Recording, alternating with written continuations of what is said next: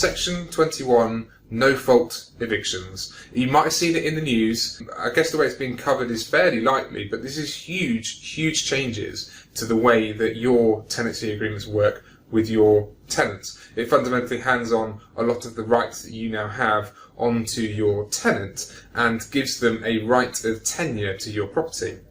Now, that's not indefinite, there are certainly means with which you can ask a tenant to leave, but those means are now going to be restricted. And the consultation that we've linked below here goes on to invite comment back from landlords, agents, tenants about the proposed changes. Now, what you need to understand about this is that a tenant going forwards would effectively sign a tenancy agreement, and it would have no end date on the contract. They would sign and move in on day one, and from that day forward they can request, or not request, but they can notify to leave within 28 days of notification. So it always means that a tenant has a 28-day period in which they can say that they're going to move out and then do so. A landlord is not afforded the same right in order to ask for a property back. So therefore, a landlord has to have a very significant reason to ask for a property back. Namely, they have some extensive building works that they're going to do and must evidence contracts or planning permissions, that they want the property back in order to sell it, or that a tenant is in arrears. Now, it's looking like about 3 months of arrears before you can apply. There are some softer grounds in terms of if a tenant isn't performing, but they're what are called discretionary, and therefore it would be down to a judge to decide whether they were strong enough reasons to ask a tenant to move on from your property. Now, as you play this out, it particularly impacts a couple of the sectors in private residential market. So the first one is those of you who rent out houses of multiple occupancy, so where you rent out rooms to individuals, and we look to put harmonious groups together who can live cohesively as a group and make sure that they're cleaning up after themselves and being courteous to one another in the house. And ultimately, those groups that get on the best are the ones who stay the longest, and they're the ones who look after the house. Now, in the past, where we've had a tenant who has maybe not been behaving for whatever reason, or not been getting on with their tenants, and has been, I guess, purposely rude to people, you've had the right to ask them to move on, and that allows you to put a new tenant in and effectively create group dynamics that are healthy again. What this legislation does in its current format, and this is why you need to feed into the consultation below, is deny you your right to ask that tenant to move on. They would effectively have a right to stay in that room, and effectively a right to keep annoying other people, because it would fundamentally be very difficult to prove that they are doing things which would mean that they need to be asked to move on, and the judge would decide that yes, that's right, they should move on. As a consequence, therefore, when it comes to HMOs and questions about antisocial behaviour by tenants, question 19 to question 23 in the consultation is the bit you need to pay attention to. And you need to raise in that bit that for HMOs specifically, there needs to be a different set of laws that applies, where people can be asked to move on from rooms in an easier fashion, I guess, versus another standard vanilla buy-to-let property. The second area where it really impacts is the student accommodation market. Now, I know a lot of our clients do have student accommodation, and you are used to signing fixed-term tenancy agreements, and those will typically be 51 weeks of the year. They have a start date and an end date. Clearly, this legislation as drafted, and the consultation finishes mid-October time, means that you wouldn't be able to set an end date to a tenancy, and you would just wait simply for a tenant to tell you when they are going to vacate.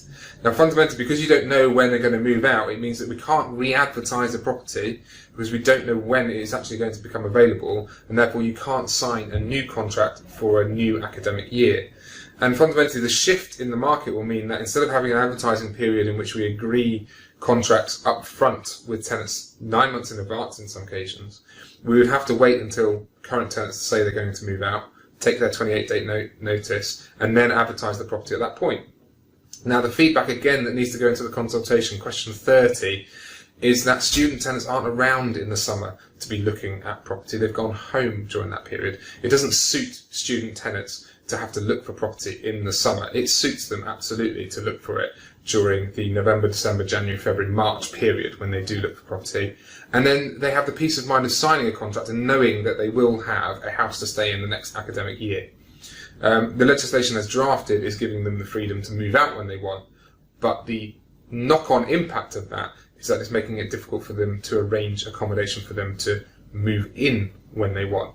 Now, the important distinction is that purpose-built block student accommodation is excluded from the legislation.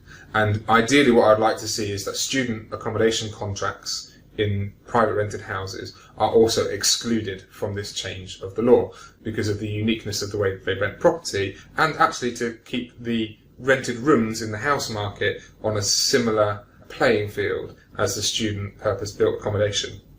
And you can quite easily tell that if you can't book accommodation in advance in a student property and you want peace of mind, then you're going to be more likely to go to a student block. And in some sense, local councils favour that because they want student houses to go back to residential homes. So you can see why this legislation may be out there. We do need to put a point across our point that it's very busy during the summer period, and advertising as well as cleaning properties and turning them around and repairing them at the same time as trying to find new tenants would be a very difficult period to manage.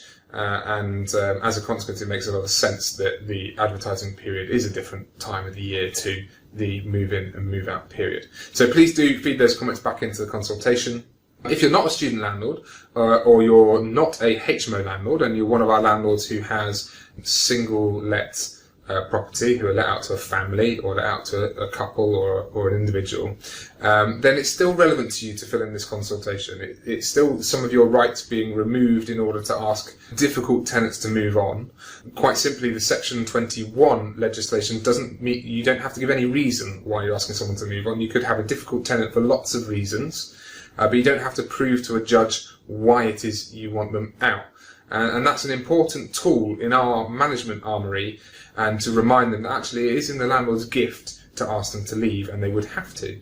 This new legislation is effectively removing that gift, and meaning that you would have to prove it in a court of law. And that is the difficulty here, that the way I interpret it is that tenants do not have to behave as well as they currently do, and that is why you should feed back into the consultation, because you want your property to be looked after. You want legislation that supports you to provide great accommodation for great tenants, and where people aren't performing, we need tools to be able to manage them, and Section 21 is one of the most important tools that we have as landlords and agents in order to make sure that tenants behave as they should do when they're living in your property. So please do feed back into the consultation. You need half an hour, maybe 45 minutes. There are some questions in there that might not be relevant to you. Just tick the NA box. But there's a couple of links in the blog below. And if you have completed the consultation, could you please just email me back to let me know? I'd just be very interested to see how many of our landlords have filled those in. And indeed, if you've got any comments or questions, then do email me. I wish you a very happy summer, and thank you for listening.